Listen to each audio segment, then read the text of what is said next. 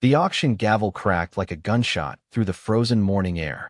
Marcus Webb stood motionless in the back of the county courthouse parking lot, watching steam rise from his coffee cup into the bitter February cold. His German shepherd, Sarge, pressed against his leg, the dog's warmth the only thing keeping Marcus from shaking. Though whether from the temperature or the enormity of what he was about to do, he couldn't say. Going once for $1. The auctioneer's voice carried across the scattered crowd. $1 for the Cold Ridge bunker and surrounding 3 acres. Laughter rippled through the gathering. Marcus recognized some of the faces, locals who'd driven up from Cedar Falls, developers who'd come to pick over the county's tax-delinquent properties like vultures on a carcass. None of them were laughing with him. They were laughing at the property itself, at the idea that anyone would want it. Waste of concrete, someone muttered. Been sealed since '62. Probably full of asbestos and dead rats. Marcus pulled a crumpled dollar bill from his jacket pocket. His last dollar. The bill was soft from being folded and unfolded too many times, carried in the same pocket through 3 deployments, through the VA hospitals, through the nights sleeping in his truck with Sarge curled in the passenger seat. Sarge whined softly, nose twitching toward the auctioneer's podium. "It's okay, boy," Marcus whispered. "One way or another, this is it." The auctioneer scanned the crowd one final time. "Anyone? $1. Marcus raised his hand. The laughter stopped. Heads turned. He felt their eyes on him. The worn field jacket, the scuffed boots, the military-issue backpack that held everything he owned. A woman in a fur-trimmed coat whispered something to her companion, and they both smirked. "We have $1. The auctioneer called, clearly surprised anyone had bid at all. Going once, twice. $2. The voice came from the front. A man in an expensive overcoat stepped forward. Marcus didn't recognize him, but something about the way he moved, too deliberate, too interested in a property everyone else was mocking, made Marcus's instincts sharpen. Sarge's hackles rose. The auctioneer blinked. "We have $2. Do I hear 3? Marcus had no 3. He had $1 to his name and a dog who hadn't eaten since yesterday morning. But something in Sarge's posture, the way the dog stared at the man in the overcoat with teeth barely showing, told Marcus this mattered. "I can work it off," Marcus said, his voice carrying across the lot. "I'll work for the county. 2 weeks' labor for the extra $1. The auctioneer hesitated, then shrugged. "County accepts labor. We have $2 in labor equivalent. Do I hear 3? The man in the overcoat turned, studying Marcus for the first time. His eyes were cold, calculating. After a long moment, he shook his head and walked away, but not before glancing back once more, as if memorizing Marcus's face. "Sold," the auctioneer declared without enthusiasm. "Cold Ridge bunker to the gentleman with the dog. $1 cash, $1 labor. Come sign the papers." Marcus's hand trembled as he signed the deed transfer. The clerk, a tired woman with kind eyes, slid the paperwork across the desk. "You know what you're getting into, son?" "No, ma'am," Marcus admitted. "But it's more than I had an hour ago." She nodded slowly. "Bunker's been abandoned since the Cuban Missile Crisis. Original owner was a man named Colonel Ernest Harding. Died in '63, no heirs. Property sat in legal limbo for decades." She paused. "People say he was paranoid. Built that bunker deep into the mountain, sealed it up tight before he died. No one's been inside since." Marcus folded the deed carefully. "Thank you, ma'am." Outside, Sarge was pacing near the truck, agitated in a way Marcus had only seen twice before. Once in Kandahar before an IED detonated. Once in Mosul before a sniper opened fire. The dog's instincts had saved Marcus's life both times. "What do you know that I don't, boy?" Marcus asked quietly. Sarge barked once, sharp and certain, then jumped into the truck's cab. The drive up Cold Ridge took 40 minutes on a winding mountain road that turned to gravel, then to rutted dirt, then to nothing but tire tracks half buried in old snow. The truck's engine wheezed with every incline. Marcus kept one eye on the temperature gauge, praying it wouldn't overheat before they reached the top. The bunker sat at the end of a narrow clearing, backed against the sheer face of the mountain. At first, Marcus thought he'd made a terrible mistake. What he saw wasn't a bunker. It was a concrete slab barely visible beneath years of overgrown brush and accumulated debris. A rusted metal door, painted olive drab decades ago, was sealed with a chain and padlock so corroded they looked welded together. Marcus stepped out of the truck. The air was thinner up here, sharp and clean, carrying the scent of pine and stone. Sarge leaped out and immediately began circling the entrance, nose to the ground, moving in ever-tightening spirals. Not much to look at, is it? Marcus said to himself. But as he approached the door, he noticed something odd. The chain, despite its corroded appearance, showed fresh scratches near the lock. Someone had tried to open this recently. Someone with tools. Sarge stopped circling and sat directly in front of the door, staring at it with such intensity that Marcus's pulse quickened. "You smell something?" The dog whined, pawed at the concrete, then barked 3 times in rapid succession, his alert signal from their time deployed together. Threat. Danger. Pay attention. Marcus knelt beside him, running his hand along the door's edge. His fingers found a gap where the seal had been broken, not naturally, but deliberately. Someone had pried at this, then tried to cover their tracks. He pulled bolt cutters from his pack, borrowed from a buddy at the VA, and snapped the chain. It fell away with a hollow clank. The door itself took more effort. Marcus braced his boots against the concrete and pulled. Metal screamed against metal. Rust flaked away in orange clouds. Then the door gave. Cold air rushed out, stale and heavy, carrying the scent of sealed spaces and secrets decades old. Marcus clicked on his flashlight. The beam cut through the darkness, revealing a concrete staircase descending into the mountain. Sarge didn't wait. The dog pushed past Marcus and started down, pausing every few steps to look back, urging him forward. "All right, buddy. Together." The stairs went deeper than Marcus expected. 20 steps, 30, 40. The air grew colder.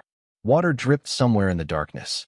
Marcus's flashlight beam caught glimpses of concrete walls, electrical conduits running along the ceiling, a blast door at the bottom standing half open. Half open. Not sealed. Not locked. Someone had been here. Marcus's training kicked in automatically. He swept the flashlight in controlled arcs, checking corners, listening for movement. Sarge moved with tactical precision, the way he'd been trained overseas, clearing the space ahead. Beyond the blast door, the bunker opened into a main chamber. Marcus stopped, breath catching in his throat. This wasn't a simple shelter. It was a complex.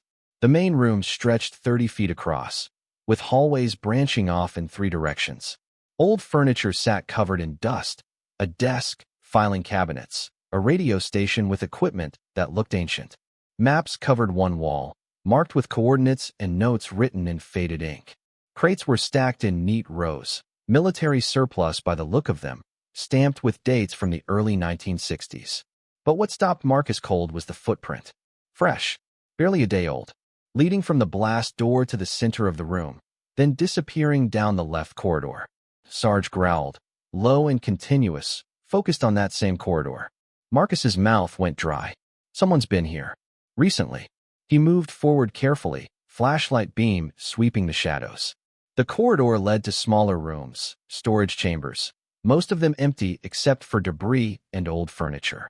But the last room at the end of the hall was different. The door was newer. Steel, with a combination lock that hadn't existed in 1962. Someone had installed this. Recently. Marcus tried the handle. Locked. He stepped back, studying the door, the frame, looking for any weakness. That's when Sarge pushed past him and began pawing frantically at the floor near the wall. "What VE you got?" The dog's claws scraped concrete. Marcus knelt, brushing away dust, and found a loose panel. He pried it up carefully. Beneath was a small space, just large enough for a journal wrapped in oiled canvas. Marcus lifted it out with trembling hands. The canvas fell away, revealing a leather-bound notebook, old but preserved. He opened it carefully. The handwriting was shaky but legible. The first entry was dated October 1962. "If you're reading this, then I'm gone." Good. What I've hidden here can't fall into the wrong hands. Not the government's. Not my brother's. Not anyone who would use it for greed instead of protection. Marcus flipped through pages. Entries detailed the construction of the bunker, paranoid notes about Soviet threats, concerns about government surveillance. But then the tone shifted. "Found the first chamber today. Deeper than I planned. Thought I hit bedrock, but it's hollow. Natural cave system. God knows how far it goes. More pages, more entries. The gold is real. All of it. Transport manifests from 1942. Shipment that never arrived. Hidden here by someone who knew the war was coming. Someone who died before they could retrieve it. Marcus's hands shook so badly, he almost dropped the journal. Gold. The final entry was dated March 3rd, 1963. They know. My brother found the maps. He'll come for it. I've sealed everything I can. Changed the combinations. The only way in now is through the floor.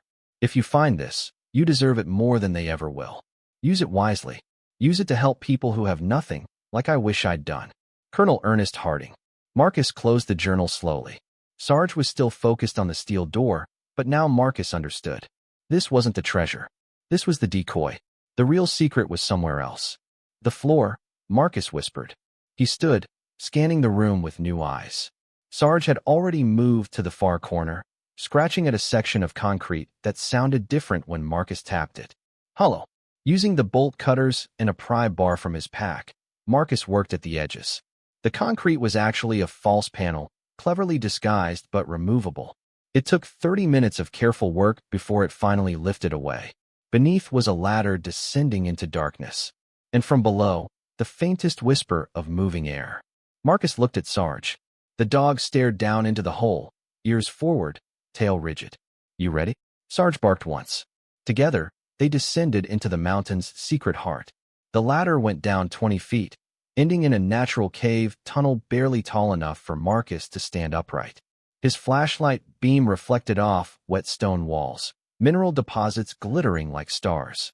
The air was cold but fresh, moving in a current that suggested this tunnel connected to the surface somewhere far above. Sarge moved ahead, confident despite the confined space, following something only he could sense. The tunnel curved sharply, then opened. Marcus stepped into a cavern so vast his flashlight couldn't reach the far walls. The beam caught on something that made his breath stop. Gold. Stacks of it. Bars arranged on wooden pallets, each stamped with eagle insignias and dates from 1942. Crates filled with coins. Strong boxes lined up like soldiers at attention.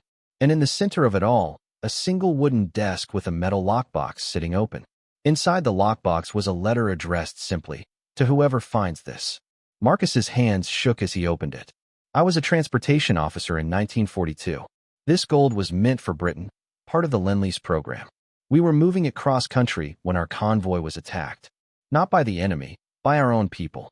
Men who wanted to steal it, make themselves rich while the world burned. I was the only survivor. I hid the gold here, in these mountains, planning to report it when I could trust someone. But I never could. The corruption went too high, so I stayed silent. I built the bunker. I guarded it. And I died knowing I'd failed to do the right thing. Whoever you are, don't make my mistake. This gold belongs to the people. Use it to help those who have nothing. The veterans coming home. The families struggling. The ones everyone forgets. You found it. That means it's yours. Make it count. Colonel Ernest Harding. Marcus sank onto the cold stone floor, the letter trembling in his hands. Sarge pressed against him, warm and solid. We found it, boy, Marcus whispered. We actually found it. But even as he said it, a distant sound echoed through the tunnel. Footsteps. Voices. Coming from the direction of the bunker entrance. Someone else was here, and they weren't alone. Marcus killed his flashlight instantly, plunging the cavern into absolute darkness. Sarge went silent, a shadow pressed against his leg. Together they waited, breathing quietly, as the voices grew closer. Told you someone bought it at auction. The voice was male, educated, with an edge of impatience. We should have bid higher. For $1? A second voice, rougher. We can handle one homeless vet and his mutt. Marcus's jaw clenched. He recognized the first voice, the man in the expensive overcoat from the auction. Just find what we came for, the first man said. Harding's journal mentioned the chamber. It has to be here. Their flashlight beams swept through the tunnel, growing brighter. Marcus could see the cavern entrance now, could hear their boots scraping stone. Sarge's muscles tensed, ready to attack on command. But Marcus held him back. They were outnumbered, trapped. If this turned violent, Sarge could be hurt. And these men, whoever they were, had clearly been planning this longer than Marcus had owned the property. The beams entered the cavern. Marcus heard sharp intakes of breath. My God, the first man breathed. It's real? All of it. How much do you think? Millions. Maybe more. Help me start loading. Marcus waited until both men had moved deeper into the cavern, their backs to the tunnel. Then he clicked on his flashlight, the beam hitting them square in the eyes. "Property's closed," Marcus said quietly. "You're trespassing." The men spun. The one in the overcoat, mid-50s, silver hair, expensive clothes, recovered first. "Mr. Webb, I presume." "I'm Howard Brennan. I represent Apex Development Corporation." He gestured around the cavern as if he owned it. "This is quite a discovery. Far too much for one person to manage. I'm prepared to offer you $50,000 for the property. Right now? Cash. Not for sale." Brennan's smile tightened. "Be reasonable. You bought this for $1.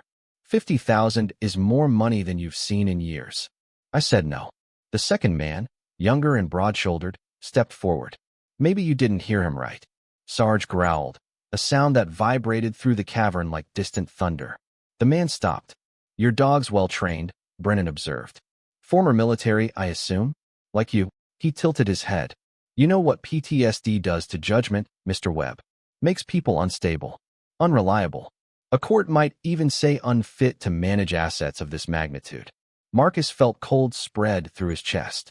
He'd heard this before. At the VA. From his ex-wife's lawyer. From everyone who thought a diagnosis made him less than whole. "You threatening me? I'm offering you a way out before this gets complicated. Apex has lawyers. Resources. We can prove you're not competent to control this property. We can tie you up in court until you have nothing left." Brennan's smile was all teeth. "Or you can take the money and walk away. Your choice." Sarge's growl deepened. Marcus felt the dog's body coiling, ready to launch. "I made my choice when I bought this place," Marcus said. "Now make yours. Leave, or I call the sheriff and have you arrested for trespassing and attempted theft." Brennan studied him for a long moment. Then he pulled out his phone. "No signal down here. How convenient." He nodded to his companion. "Mark my words, Mr. Webb. You just made a very expensive mistake." They left, but slowly, both men's eyes sweeping across the gold as if memorizing every bar, every crate. When their footsteps finally faded up the tunnel, Marcus let out a breath he hadn't realized he was holding. Sarge whined softly, pressing his head into Marcus's palm. "I know, boy. They'll be back. And next time, they'll bring more than threats." Marcus spent the next 2 hours exploring the cavern more thoroughly. He found transport manifests confirming Harding's story. Gold meant for Britain in 1942, nearly 8 tons of it, diverted and hidden during transport. At current prices, he couldn't even calculate the value. Hundreds of millions, maybe more. But what struck him most was a small wooden box tucked behind the desk. Inside were photographs. Harding in uniform, younger, hopeful. Harding with other soldiers, arms around each other's shoulders. And one photo of Harding decades later, standing in front of a VA hospital with a handwritten note on the back, the only place that understood. Marcus sat in the darkness for a long time, Sarge's head heavy on his knee. The colonel had wanted this gold to help veterans. People like Marcus. People who'd given everything and come home to find the world had moved on without them. He could take Brennan's offer. $50,000 was more than he'd ever had. Enough for an apartment, a fresh start, stability. But then what? Brennan and Apex would take the gold, hide it in some corporate vault, use it to make rich men richer. Everything Harding had feared. Or Marcus could fight. Use what he'd found to build something real. Something that mattered. Sarge nudged his hand, brown eyes reflecting the flashlight's glow. "You're right," Marcus whispered. "We didn't survive everything just to give up now." The climb back to the surface took longer. Marcus's legs ached, his back protested every step, but Sarge stayed beside him, patient and steady. When they finally emerged into the bunker's main chamber, dawn was breaking outside, pale light filtering through the open blast door. Marcus pulled out his phone. 1 bar of signal. He dialed the only lawyer he knew, a woman from the VA who'd helped with his disability claim. Sarah Hartman. "Ms. Hartman, it's Marcus Webb. I need your help. And it's going to sound insane." He told her everything. The auction, the bunker, the gold, Brennan's threats. To her credit, she listened without interrupting. When he finished, there was a long silence. "Marcus," she said carefully, "if what you're describing is real, you're sitting on one of the largest treasure finds in modern history. And you're also in serious danger. I know. Apex Development is a shell corporation owned by the Brennan family. They've been buying up properties around Cold Ridge for months. If they knew, or even suspected, what was under this mountain, She paused. They'll come at you hard, legally and otherwise. Can you help me? Another pause. Then, I'm going to make some calls. Don't talk to anyone else. Don't let anyone onto that property. And Marcus? Get everything documented. Photos, videos, witnesses. If this goes to court, we need proof you found it legally and that you're competent to control it. They're going to say I'm not. Because of the PTSD. Then we prove them wrong. I'll be there by noon with the team. Hold tight. Marcus hung up and looked at Sarge. Hear that, boy? We've got a lawyer. Sarge's response was to trot to the bunker entrance and bark sharply.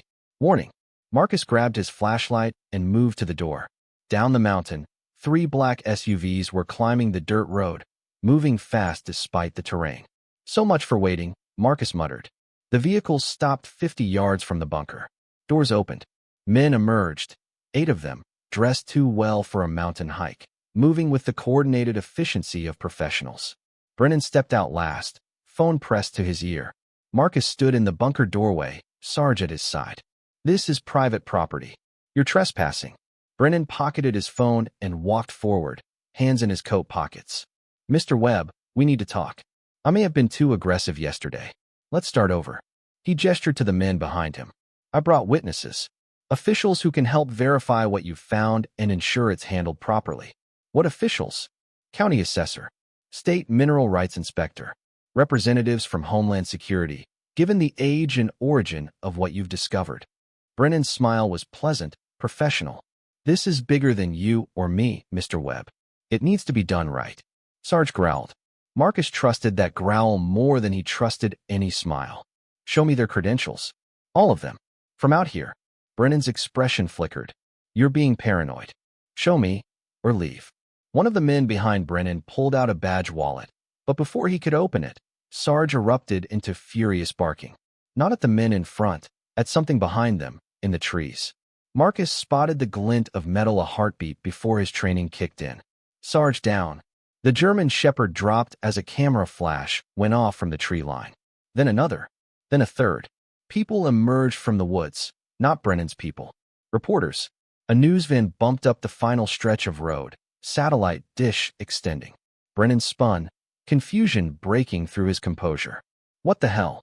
A woman in a red jacket strode forward, microphone in hand, camera operator trailing behind her. Mr. Brennan, Channel 7 News. Can you comment on reports that Apex Development is attempting to seize a military treasure from a homeless veteran? That's not. Brennan's face reddened. More reporters emerged. News crews Marcus didn't recognize. Someone must have tipped them off. But who? His phone buzzed. Text from Sarah Hartman. Told you I'd make calls. Smile for the cameras. The reporter turned to Marcus. Mr. Webb, is it true you purchased this property for $1 and discovered millions in World War II gold? Marcus looked at Sarge, then at the cameras, then at Brennan's furious expression. It's true, he said clearly.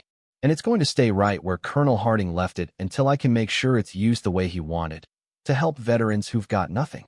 The cameras loved it. The reporters pressed forward with questions.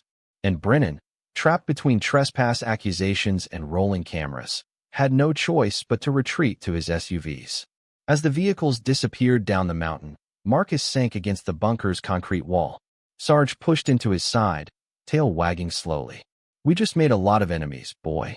But for the first time in years, Marcus felt something other than fear or exhaustion. He felt purpose. The war for Cold Ridge had begun, and Marcus Webb wasn't backing down. The media storm hit within hours. By sunset, Marcus's face was on every news channel in Montana. Homeless veteran discovers fortune, played on loop, with shots of the bunker entrance, the mountain, and Marcus standing with Sarge, both of them looking exhausted but defiant. Sarah Hartman arrived as promised, bringing 2 paralegals and enough paperwork to fill 3 boxes. She set up a temporary command center in the bunker's main chamber, running extension cords from a generator Marcus hadn't known still worked. The good news, she said, spreading documents across the old desk, is that your claim is legally solid. You purchased the property through proper channels. Everything on it belongs to you. And the bad news? Apex Development filed an emergency injunction claiming the gold is a historical artifact that requires government oversight. They're arguing you're not qualified to control it. Marcus's jaw tightened. Because of my PTSD. Sarah met his eyes. Yes, they'll bring in experts who'll say you're unstable, that you can't make sound decisions, that you need a conservator. She paused. We need to prove them wrong. Publicly. How? By showing the world exactly what you plan to do with this gold. By being so transparent, so focused on helping others, that no judge can question your competence. She pulled out a laptop. I've already been contacted by 3 veterans organizations, 2 journalists from national outlets, and a documentary filmmaker. Everyone wants to tell your story. Sarge patted over, resting his chin on Marcus's knee. The dog's presence steadied him, the way it always did. Tell them I'll talk, Marcus said quietly.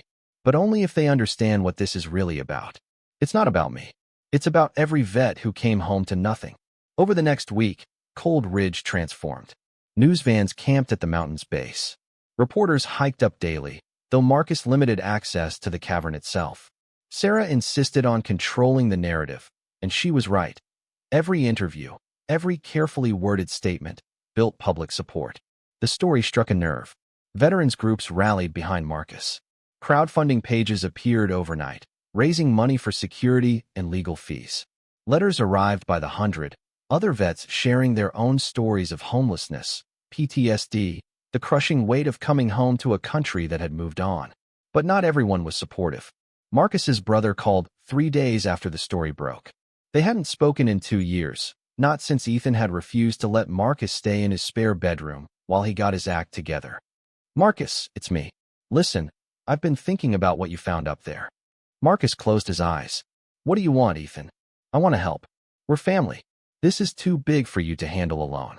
Let me manage the finances, get you set up with. I have a lawyer. Marcus, be realistic. You're living in a bunker with a dog. You can't manage hundreds of millions of dollars. Why not?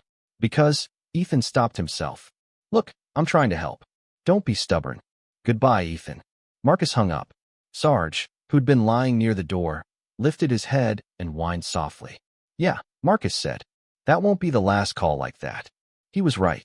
Over the following days, distant relatives emerged from nowhere. Cousins Marcus barely remembered. An aunt who'd never returned his calls when he was homeless. Even his ex-wife's lawyer sent a letter claiming she deserved a portion of the fine since they'd still been married when Marcus was discharged. Sarah batted them all away like flies, but the constant pressure wore on Marcus. He slept poorly, waking to every sound, convinced someone was trying to break into the cavern. His hands shook more than usual. The nightmares, which had been manageable for months, came back with force. One night, he woke to find himself pressed against the bunker's concrete wall, breath coming in gasps, Sarge whining and pawing at him. I'm okay, Marcus whispered. I'm okay. But he wasn't. The weight of what he'd found, the responsibility of protecting it, the constant attacks on his competence, it was crushing him. Sarah found him the next morning sitting outside the bunker, staring at the sunrise. Sarge lay with his head in Marcus's lap. You look terrible, she said bluntly, sitting beside him on the cold concrete. Thanks. Marcus, you can't do this alone. I know you're used to fighting solo, but you need help. I have you. And Sarge. I mean real support. Mental health support. Because Apex's lawyers are building a case that you're unstable, and if you collapse under the pressure, they win. She pulled out her phone, showing him an article. They've hired 3 psychiatrists willing to testify you're unfit. We need our own experts. Marcus felt his throat tighten. They're going to pick me apart. Put me on display. Only if you let them control the narrative. Sarah's voice gentled. But if you're willing to be honest, really honest, about PTSD, about struggling, about how you cope. Marcus, you could help millions of vets who think they're fighting alone. Sarge nudged Marcus's hand, warm and insistent. Marcus exhaled slowly. What do you need me to do?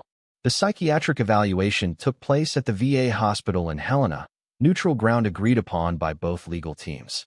Dr. Patricia Chun was in her 60s, with kind eyes and an unhurried manner that immediately put Marcus more at ease than he'd expected. Mr. Webb, I'm not here to judge you. I'm here to understand. Can you tell me about your service? Marcus talked for 2 hours. About deployments to Iraq and Afghanistan. About the IED that killed 3 men in his unit. About the guilt of surviving when others didn't. About coming home to find his marriage crumbling, his job gone, his mind fractured in ways he couldn't explain. And Sarge, Dr. Chen asked, watching the German shepherd lying patiently beside Marcus's chair. He's why I'm still here. Marcus's voice cracked. Every time I thought about ending it, he'd do something. Nudge me. Bark. Just be there. Dogs don't care if you're broken. They just love you anyway. He seems very attuned to you. He knows when the nightmares are coming before I do. Knows when I'm about to have a panic attack. He saved my life more than once. Marcus met her eyes. So when people say I'm not competent to make decisions because I have PTSD, what they're really saying is that my trauma makes me less than human. Less deserving. Dr. Chun was quiet for a moment. Then she said, "What do you plan to do with the gold, Marcus?" "Build something that lasts. A place where vets can come when they've got nowhere else. Where they're not judged or pitted or told to just get over it." His hands clenched. Colonel Harding wanted the gold to help people like me. I'm not keeping it. I'm using it the way he meant it to be used. More questions followed. Tests, evaluations, discussions about coping mechanisms and support systems. Through it all, Sarge stayed close, a constant presence that made the clinical atmosphere bearable. At the end, Dr. Chen closed her notebook and looked at Marcus directly. "You know they're going to attack my findings. Say I'm biased because I work with veterans. I know. But for what it's worth, I think you're one of the most competent people I've evaluated. You're self-aware. You have clear goals. You've built coping strategies that work. Yes, you have PTSD, but it doesn't define your capacity for decision-making." She paused. "In fact, I'd argue your trauma makes you more qualified to steward this gold. You understand suffering. You know what it means to have nothing. That's not a weakness, Marcus. It's wisdom." Marcus felt something break open in his chest. He'd spent so long being told his diagnosis was a liability, proof of failure. Hearing someone say it was strength, that it mattered, nearly undid him. Sarge pressed against his leg, tail wagging slowly. "Thank you," Marcus whispered. The court hearing was set for March 15th, exactly 6 weeks after Marcus bought the property. Apex Development's petition for conservatorship would be heard before Judge Raymond Holloway, a stern man known for no-nonsense rulings and little patience for media circuses. The courthouse steps were packed. News crews from 3 states.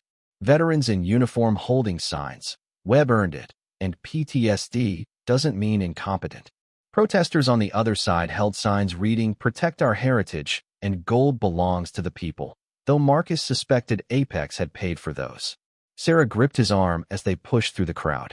"Remember, stay calm, answer honestly, don't let them bait you." "I know." Inside, the courtroom was equally packed. Brennan sat at the plaintiff's table with 3 lawyers in expensive suits. Marcus had Sarah and 1 paralegal. The imbalance was obvious. Judge Holloway entered, and the room fell silent. "We're here regarding the petition by Apex Development Corporation for emergency conservatorship over Marcus Webb and his assets. Mr. Brennan, your position?" Brennan's lead attorney stood. "Your Honor, this is a matter of public interest and individual safety. Mr. Webb is a disabled veteran with documented PTSD. He's been homeless for 2 years. He purchased property for $1 and subsequently discovered assets worth potentially hundreds of millions. We believe he lacks the capacity to manage this responsibly and safely. Mr. Webb has legal representation. What makes you believe he's incompetent? We have psychiatric experts prepared to testify that his condition makes him vulnerable to manipulation, prone to poor judgment, and potentially dangerous to himself and others." Marcus's hands clenched under the table. Sarge, lying at his feet, allowed in the courtroom as a service animal, pressed his head against Marcus's leg. Sarah stood. "Your Honor, Apex Development has no standing to petition for conservatorship. They're not family. They have no relationship with Mr. Webb. Their only interest is financial. They want to seize control of the gold." "That's not," Brennan started. "You offered my client $50,000 for property worth hundreds of millions," Sarah continued. "When he refused, you filed this petition within days. This isn't about protecting Mr. Webb. It's about taking what doesn't belong to you." Judge Holloway raised a hand. "I'll hear the psychiatric testimony, but I'm warning both sides. This court will not be swayed by media attention or emotional manipulation. I want facts." The next 3 hours were brutal. Apex's psychiatrists testified that Marcus's PTSD made him unstable, that homeless veterans couldn't be trusted with complex financial decisions, that the stress of managing vast wealth would inevitably cause a breakdown. Then Sarah called Dr. Chun. The contrast was stark. Where Apex's experts spoke in clinical detachment, Dr. Chin spoke with clarity and compassion. She walked the court through Marcus's evaluations, his coping strategies, his clear plans for the gold. This man has survived war, homelessness, and societal abandonment, Dr. Chin said. He's not fragile. He's resilient. And he's more qualified to manage this wealth than any corporation motivated purely by profit. Brennan's lawyer stood. But you admit he has PTSD. Yes. And PTSD can cause impaired judgment. It can. So can greed, arrogance, and lack of empathy, none of which Mr. Webb suffers from. Dr. Chin met the lawyer's eyes. PTSD is a mental health condition, not a moral failing. Mr. Webb manages his symptoms responsibly. He has support systems. He makes clear, rational decisions. Suggesting his diagnosis makes him incompetent is discriminatory and medically inaccurate. The courtroom stirred. Several veterans in the gallery nodded. Finally, Judge Holloway called Marcus to the stand. Mr. Webb, what do you plan to do with the gold? Marcus took a breath. Sarge sat at attention below the witness stand, eyes locked on him. I want to build a veterans recovery center. Somewhere vets can come when they've got nothing. When they're struggling with PTSD, addiction, homelessness, all the things I've fought. His voice steadied. I know what it's like to feel like you don't matter anymore. Like your service meant nothing. I want to create a place that says you do matter. That we haven't forgotten you. That's a substantial undertaking. I know. I'll need help. Advisors, managers, people smarter than me about finance and construction. But the core decision, how the gold gets used, that's mine to make. Because I'm the one who knows what it feels like to be forgotten. And you believe you're mentally capable of making those decisions? Marcus met the judge's eyes. I have PTSD, sir. I'm not going to lie about that. Some days are harder than others. But I'm not incompetent. I'm not a child who needs a guardian. I'm a veteran who found something valuable and wants to use it the right way. If having trauma disqualifies me from making decisions, then you might as well disqualify every combat vet in this country. Silence filled the courtroom. Judge Holloway studied Marcus for a long moment. Then he looked at Sarge. That your dog, Mr. Webb? Yes, sir. Sarge. He's very well behaved. He's kept me alive, sir. More than once. The judge nodded slowly. Then he closed the case file in front of him. I'm ruling against the petition. Mr. Webb is competent.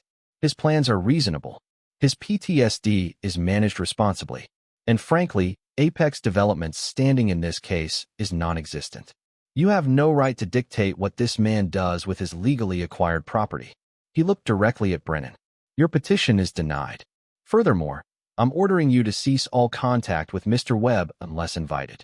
Any further harassment will result in legal consequences. The gavel struck. The courtroom erupted. Veterans cheered. Reporters rushed for the doors. Sarah gripped Marcus's shoulder, tears in her eyes. Marcus just stood there, numb with relief, as Sarge barked once. Sharp, triumphant, certain. They'd won. But as Marcus walked down the courthouse steps, past cameras and microphones and congratulations, he saw Brennan standing beside a black SUV, phone pressed to his ear, watching him with cold calculation. The legal battle was over. But something told Marcus the real fight was just beginning. That night, someone tried to burn down the bunker. Marcus woke to Sarge's frantic barking and the smell of smoke. He grabbed his flashlight and rushed to the entrance. Flames licked up the wooden supports around the blast door. Someone had doused them in accelerant and lit it. Marcus grabbed a fire extinguisher from the bunker's emergency supplies, spraying foam until the flames died. But the message was clear. You won in court. You won't win here. The sheriff arrived within an hour, along with fire investigators. They found boot prints, tire tracks, and a gas can dumped in the woods. No cameras had caught the perpetrators. No witnesses had seen anything. We'll investigate, Sheriff Paulson promised. But Marcus, you need security up here. Real security. Sarah made calls. By the next morning, Marcus had 2 former Marines living in trailers on the property, both vets who'd heard his story and volunteered. They set up a perimeter, installed motion sensors, and kept watch in shifts. Nobody's burning you out, one of them said. His name was Lee, graying and scarred, with eyes that had seen the same wars Marcus had. You're building something that matters. We've got your back. More help arrived in the following weeks. Volunteers showed up to clear brush, reinforce the bunker entrance, start planning for the recovery center Marcus had promised. Veterans mostly, but also civilians who believed in what he was trying to build. And slowly, impossibly, it began to take shape. The architectural plans came first. Sarah connected Marcus with a firm that specialized in PTSD-friendly spaces. Lots of natural light, open layouts, quiet zones. The center would include housing for 30 vets, therapy rooms, job training facilities, and a massive kennel for service dogs. Dogs saved me, Marcus told the architects. They'll save others. Funding came from the gold itself.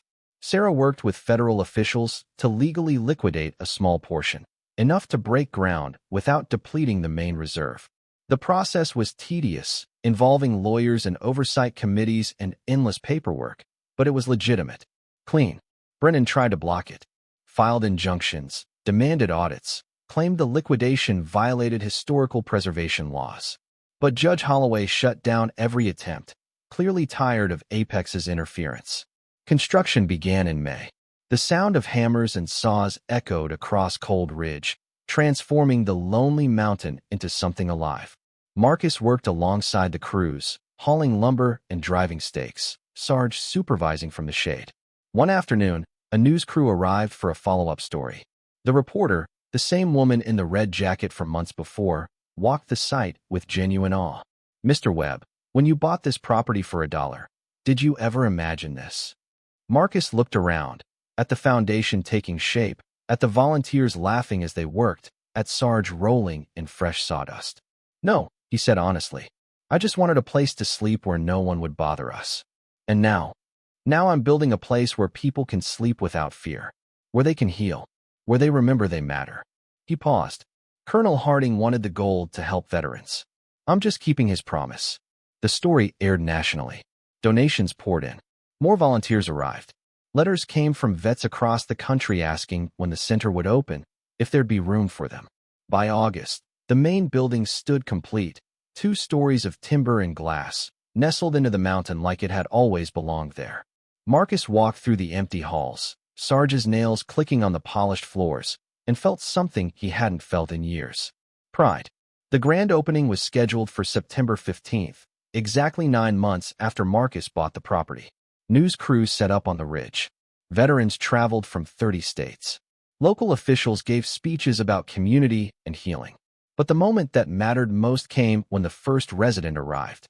His name was Tommy Reeves. 23, Army, 2 tours in Afghanistan, living in his car for 6 months. He stood at the center's entrance, backpack over one shoulder, eyes hollow with exhaustion and doubt. Marcus walked up to him slowly, Sarge at his side. "You Tommy?" The kid nodded. "I'm Marcus. This is Sarge." Marcus extended his hand. "Welcome home." Tommy's face crumpled. He gripped Marcus's hand like a lifeline. "I didn't think places like this were real." "Neither did I," Marcus said quietly. "Come on, let's get you settled." By the end of the month, the center was at capacity. 30 veterans, each with their own room, their own space, their own chance to rebuild. Therapy programs ran daily. Job training started. And in the massive kennel, 20 rescue dogs were being trained as service animals, each one destined to change a life. Sarge became the center's unofficial mascot. He wandered the halls freely, checking on residents, curling up beside whoever needed him most that day. Marcus watched him work, watched him give to others what he'd given to Marcus for years. Purpose, hope, the knowledge that they weren't alone. But peace, Marcus learned, was fragile. One evening in October, Sheriff Paulson drove up the mountain with an expression Marcus had learned to dread. "We arrested 2 men trying to break into the cavern," Paulson said. "Both are connected to Apex development. One of them was carrying blueprints of the bunker system." Marcus felt ice slide through his veins. "They're still trying. Brennan's desperate. The company's losing money. He needs a win, and you're in his way." Paulson handed Marcus a folder. "I shouldn't show you this, but you deserve to know what you're up against." Inside were surveillance photos, Brennan meeting with local officials, financial records showing bribes, and worst of all, a contract with a private security firm known for aggressive property acquisition.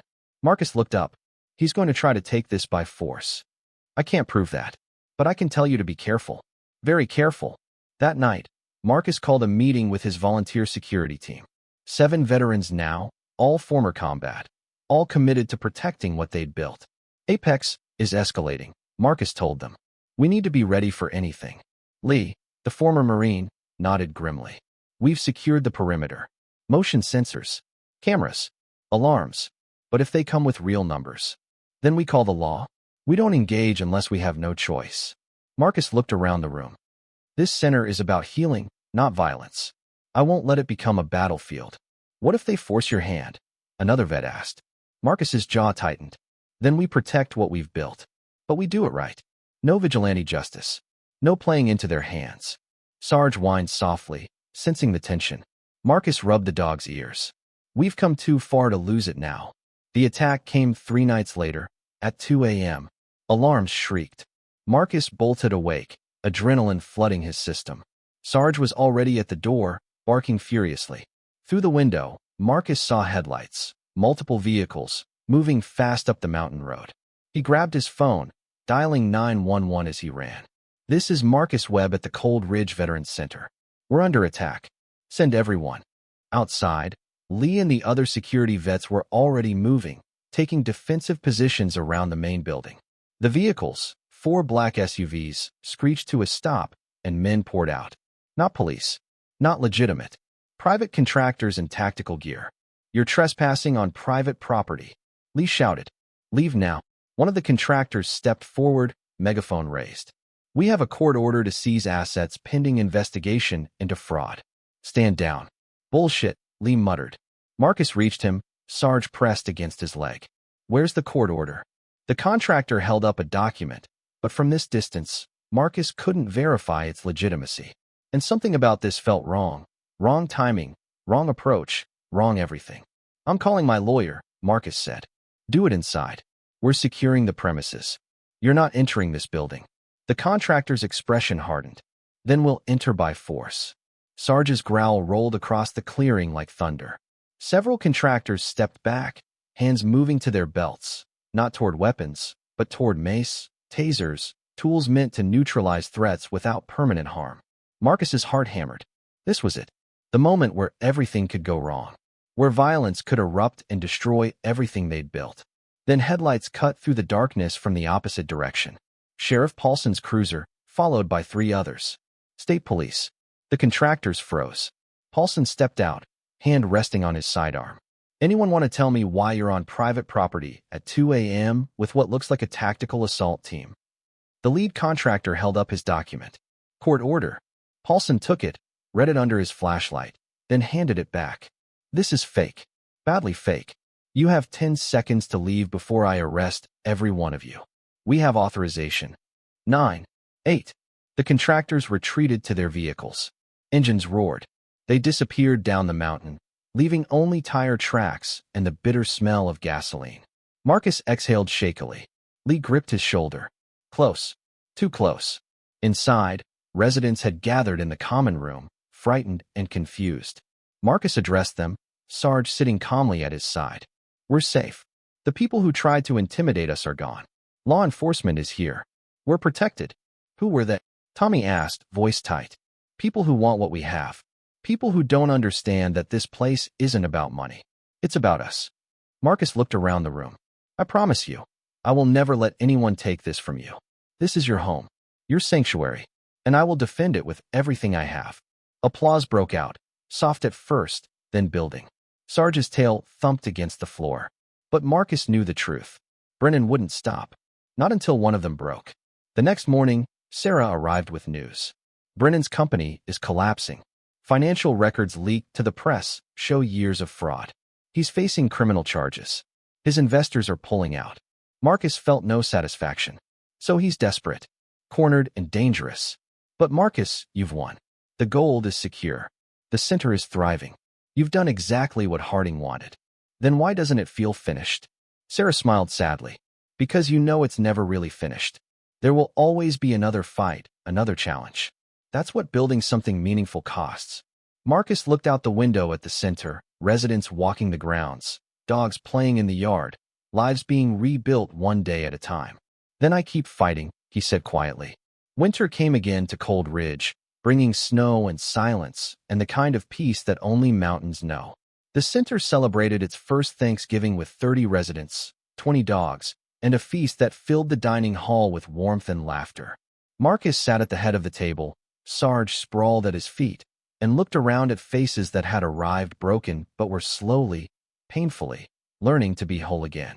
Tommy Reeves had found a job in town, working construction. He still lived at the center, but he was saving money, making plans. Another resident, Maria Santos, former Navy, struggling with addiction, had been sober for 4 months. She'd just gotten custody of her daughter back. These were the victories that mattered. Not courtrooms or headlines. Just lives quietly mended. After dinner, Marcus walked outside with Sarge.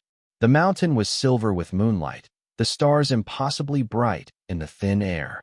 He could see the bunker entrance from here, sealed now except for authorized access. The gold remained below, mostly untouched, a reserve for the future. "We did it, boy," Marcus whispered. "We actually did it." Sarge looked up at him, brown eyes reflecting starlight, and Marcus could swear the dog understood every word. In the distance, a wolf howled. Sarge's ears perked, but he didn't bark, just listened, respectful of the mountain's other guardians. Marcus's phone buzzed. A text from Sarah. Brennan pleaded guilty. "He's going to prison. It's over." Marcus read it twice, then pocketed the phone. It should have felt like victory. Maybe it did. But what he felt most was tired. Bone-deep tired. The kind of exhaustion that comes from fighting for so long you forget what peace feels like. Until you find it. "Come on," he said to Sarge. "Let's go home." They walked back to the center together, man and dog, their breath fogging in the cold. Behind them, the mountain stood eternal and silent, keeping its secrets, keeping its promise. Inside, warmth and light and the sound of veterans laughing over card games. Marcus hung his coat, poured coffee, and joined them. Sarge made his rounds, collecting head scratches and dropped food, content in his role as the center's heart. And Marcus Webb, former homeless veteran, former nobody, now guardian of a fortune and architect of hope, sat among his brothers and sisters in arms and finally, truly, came home. The gold was just metal. The mountain was just stone. But what they'd built here, what Harding had dreamed of, what Marcus had fought for, what Sarge had protected with unwavering loyalty, was something infinitely more valuable. A place where broken things could heal. A place where forgotten people could matter again. A place where $1 and a dog had changed everything. And on Cold Ridge, as snow fell soft and endless through the winter night, that place stood strong, a light in the darkness for every veteran who would find their way home. Spring arrived late on Cold Ridge, snow clinging stubbornly to the high peaks even as the valleys below burst into green. Marcus stood on the center's observation deck, coffee steaming in his hands, watching the sunrise paint the mountains in shades of gold and amber. Sarge lay at his feet, graying muzzle resting on his paws, content in the morning quiet. 18 months had passed since the opening. The center now housed 42 residents, with a waiting list that broke Marcus's heart. 300 names, 300 veterans who needed help he couldn't yet provide. "We need to expand," he told Sarah during their last meeting. "The gold can support it," she'd replied. "But Marcus, you need to slow down. You're running yourself into the ground." She wasn't wrong. Marcus had thrown himself into the center with the same intensity he'd once brought to combat. Up before dawn, working past midnight, personally involved in every decision, every crisis, every resident struggle. The nightmares had returned with a vengeance. His hands shook more than they used to. And twice in the past month he'd had full panic attacks that only Sarge could pull him through. But stopping felt impossible. Every name on that waiting list was a life hanging in the balance. Tommy Reeves found him there, still in his work clothes from the early morning shift at the construction site in town. "Marcus, you got a minute?" "Always." "What's up?" Tommy shifted his weight, nervous. "I wanted to tell you before I told anyone else. I'm moving out. Got approved for an apartment in Cedar Falls. Starting next month." Marcus felt a spike of something. Not disappointment, exactly. Pride, maybe. Fear that he was losing someone. That's great, Tommy. Really great. I wouldn't be here without you. Without this place." Tommy's voice cracked. 6 months ago, I was living in my car, thinking about eating my gun. Now I've got a job, savings, a future. You gave me that. You gave yourself that. We just provided the space. No. Tommy shook his head firmly. You provided hope. That's bigger than space. After Tommy left, Marcus sat back down, throat tight. Sarge climbed to his feet with the careful movements of an aging dog and pressed his head into Marcus's lap. They're supposed to leave, Marcus whispered. That's the whole point. They heal and move on. So why does it hurt? Sarge's tail thumped once, understanding without words. The board meeting that afternoon brought different challenges. Sarah had assembled an advisory board, 7 people, mix of veterans, mental health professionals, and financial experts, to help guide the center's growth. Marcus trusted most of them. Trusted being the operative word. The newest member, Gerald Vance, had been appointed by the State Oversight Committee as a condition of the center's nonprofit status. Former military, impeccable credentials, letters of recommendation from senators. But something about him made Sarge growl whenever he entered a room. We need to discuss sustainability, Vance said, flipping through a financial report. The center's burning through resources faster than projections indicated. At this rate, even with the gold reserves, we'll face budget constraints within 3 years. We're helping more people than we planned, Marcus replied. That's a good problem. It's still a problem. We need revenue streams beyond asset liquidation. Partnerships with corporations, government contracts, private donations. No corporate partnerships. Marcus's voice hardened. The moment we start answering to profit margins, we lose what makes this place work. Marcus, be reasonable. I am being reasonable. This center exists because a man refused to let greed corrupt what he'd found.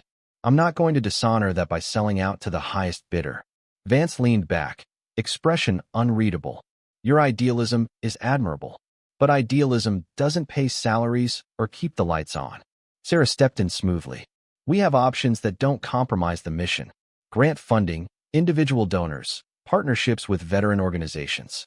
Marcus is right. We need to be careful about who we align with. The meeting continued, tense but productive.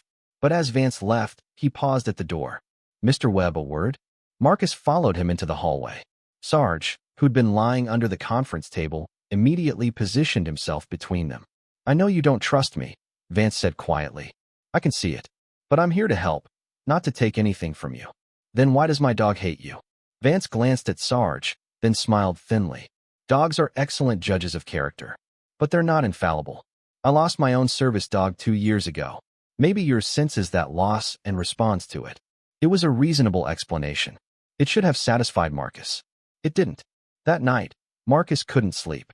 He sat in his small office, really just a converted storage room, reviewing files on residents, upcoming programs, expansion plans. Sarge dozed on a blanket in the corner, but even in sleep, the dog's ears twitched, always listening. A soft knock interrupted his work. Maria Santos stood in the doorway, daughter Elena asleep in her arms. Sorry to bother you, Maria said. Elena had a nightmare. Sometimes walking the halls helps her settle. No bother. Come in. Maria sat carefully, adjusting her sleeping daughter. I wanted to thank you for the job recommendation. The property management company hired me. I start Monday. That's fantastic, Maria. It's more than fantastic. It's my life back. She looked down at Elena. I get to be her mother again. Really be her mother. Not just the addict who lost custody. Marcus felt the familiar tightness in his chest. You were never just that. You were always her mother. You just needed help remembering. I'm going to pay you back. Someday. I don't know how, but you already are. Every day you stay sober. Every moment you're there for your daughter, you're paying it forward. That's all I want. After Maria left, Marcus sat in the quiet office, exhausted but unable to rest. The weight of responsibility pressed down like a physical thing. 42 people depended on this place. 300 more waited for a chance. And he was just one man. One broken man with a dog and a fortune he'd never asked for. Sarge lifted his head, sensing the spiral. The dog crossed the room and rested his chin on Marcus's knee, eyes full of ancient patience. I know, Marcus whispered. One day at a time. One person at a time. But some nights, even that felt impossible. The first anonymous letter arrived 3 days later. Marcus found it slipped under his office door, plain white envelope with no postage, no return address. Inside, a single typed sentence. Ask Vance about the Riverside Center. Marcus stared at it for a long moment before calling Sarah. Riverside Center, he said when she answered. Mean anything to you? Should it? I don't know. Someone left me an anonymous note telling me to ask Vance about it. Silence on the line. Then, I'll look into it. Don't confront him until I know more. Sarah called back 2 hours later. Marcus, we have a problem. The Riverside Veterans Center had been in Oregon, a facility almost identical to what Marcus had built. It had operated for 3 years under the direction of Gerald Vance, providing housing and services to homeless vets. Then it had collapsed overnight. Financial mismanagement, missing funds, accusations of embezzlement. Vance had never been charged, the evidence too circumstantial, but the center had closed and dozens of veterans had been displaced. He was cleared of wrongdoing, Sarah said carefully. But the timing is suspicious. And the fact that he didn't disclose this when he joined our board. He's trying it again, Marcus interrupted, ice sliding through his veins. He saw what we built, and he's trying to take it. We don't know that. But we need to be careful. I'm going to audit our accounts, review every transaction he's had access to. Marcus hung up and immediately went looking for Vance. He found him in the common area, chatting pleasantly with residents, Sarge's hackles rising the moment they approached. We need to talk. Now. Vance followed him to the office, expression neutral. Is something wrong? Riverside Center. Why didn't you mention it? For just a second, Vance's mask slipped. Fear flickered across his face before the pleasant expression returned. That was a long time ago. I was cleared of all allegations. You bankrupted a veterans center. I did no such thing. The director, my partner, embezzled funds. I was investigated and exonerated. It's a matter of public record. Then why hide it? I didn't hide it. I simply didn't lead with my greatest professional failure when applying to help with your mission. Vance leaned forward. Marcus, I understand your suspicion. But I came here to make amends, to do better. I believe in what you've built. I want to protect it, not destroy it. It sounded sincere. It should have been convincing. But Sarge's growl said otherwise. You're off the board, Marcus said quietly. Effective immediately. Vance's expression hardened. You can't do that. I was appointed by state oversight. This is my center. My property. I can remove anyone I choose. Then you'll lose your nonprofit status. The state will pull funding. You'll be investigated for financial irregularities. Vance stood. I came here to help, Marcus. But if you insist on treating me as an enemy, I can become one. He left without another word. Marcus sank into his chair, hands shaking. Sarge pressed against him, warm and solid.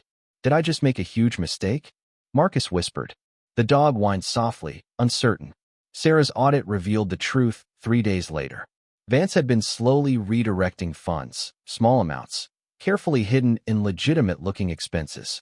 Not enough to collapse the center immediately, but enough to create a financial crisis within months.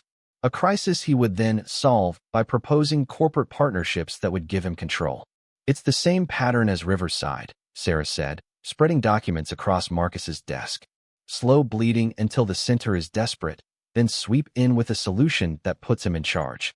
He did it before, got caught, and now he's trying again. Can we prosecute? I'm already working with the DA. We have enough for charges, fraud, embezzlement, conspiracy. He'll go to prison this time. Marcus should have felt vindicated. Instead, he just felt tired. How many centers has he destroyed? He asked quietly. Just Riverside that we know of. But Marcus, there could be others. Men like Vance see vulnerable organizations and exploit them. Veteran centers are perfect targets, emotional missions, often run by people with big hearts and limited business experience. People like me. People who care more about helping than protecting themselves. Sarah's expression softened. That's not a weakness, Marcus. But it means you need people around you who can see the threats you're too good to imagine. The arrest happened quietly. Vance was taken into custody at his apartment in Cedar Falls, the news breaking locally, but not making national headlines. The center's residents barely noticed. Vance had been careful to seem helpful, but not essential, a background figure who wouldn't be missed. But Marcus noticed. He felt the near miss like a bullet that had passed too close. We almost lost everything, he told Lee one evening, standing on the observation deck as the sun set. Again, Lee, who'd stayed on as head of security and become one of Marcus's closest friends, shook his head. But we didn't. You caught it in time. That's what matters. This time. What about next time? What about the threat I don't see coming? Then you trust the people around you to see it. You trust Sarge. Lee glanced at the German shepherd lying nearby. That dog's never been wrong about people. Marcus rubbed Sarge's graying ears.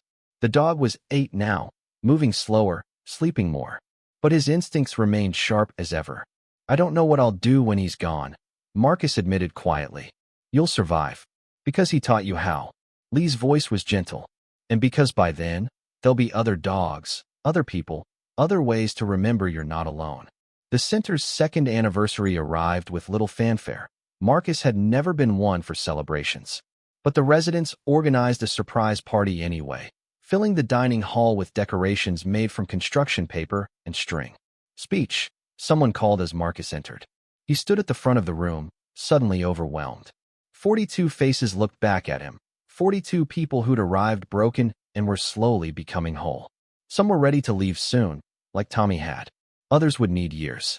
A few might never fully heal. But they were all here. All trying. I'm not good at speeches, Marcus started, and laughter rippled through the room. But I want you to know something. This place, what we've built, it's not because of me. It's because of a man I never met, Colonel Harding, who believed gold should help people instead of making rich men richer. It's because of my dog, who kept me alive when I wanted to die. Sarge's tail thumped at the mention of his name. And it's because of all of you. Every person in this room proves that healing is possible, that we're stronger than what broke us. He paused, throat tight. 2 years ago, I had nothing. $1 and a dog. Now I have this. A family of warriors who refuse to quit. That's worth more than all the gold in the mountain. The applause was thunderous. Sarge barked, joining the celebration. But later, after the party wound down and residents drifted back to their rooms, Marcus found himself alone on the observation deck again. The mountain was dark except for stars, the kind of darkness that made the world feel infinite and small at the same time. His phone buzzed. A text from an unknown number. There are 12 more waiting lists across Montana. 300 names is just the beginning. What are you going to do about it? Marcus stared at the message, then at the center glowing warm against the night. 12 more lists. Thousands more veterans. One center wasn't enough. It had never been enough. Sarge pressed against his leg, sensing the shift in Marcus's thoughts. We're going to need help, buddy, Marcus whispered. A lot of help. The dog looked up at him with eyes that had seen war and homelessness and triumph, eyes that said, then we'll find it. We always do. And somewhere in the darkness of Cold Ridge, the mountain held its gold and waited, patient as stone, for the next chapter to begin. Because the fight wasn't over. It was just getting started.